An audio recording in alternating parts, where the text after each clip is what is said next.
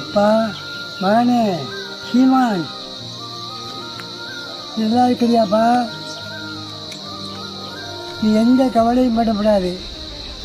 நம்ம வெற்றி அடைந்திருக்கிறோம். நம்மளை எதை தோக்கண்ண அடிக்கணும்னு நினைச்சானா அவனை தோக்கடிச்சு பிடிச்சி அவன் இந்த வெற்றி இல்லை. நம்ம வெற்றி அடைஞ்சிருக்கிறோம். நீ எதுவும் மனசை கவலைப்படுத்தாமல் இருந்தீங்கன்னா உன் மனசு நல்லா ஆறுதலாக இருந்துச்சுன்னா எங்கள் மனசெல்லாம் நல்லா ஆறுதலாக இருக்குது. உன் மனசு கொஞ்சம் கஷ்டத்தாப்பில் இருந்துச்சுன்னா எங்களுக்கு இங்கே இருக்க மனசு ரொம்ப கவலையாக இருக்குது. எந்த தெம்பு நல்ல தெம்போடு இரு. என்னைக்கு நீ மேடையில் ஏறினாச்சா எனக்கு சாவு கிடைக்கும்னு வேற இருக்கிறேன்.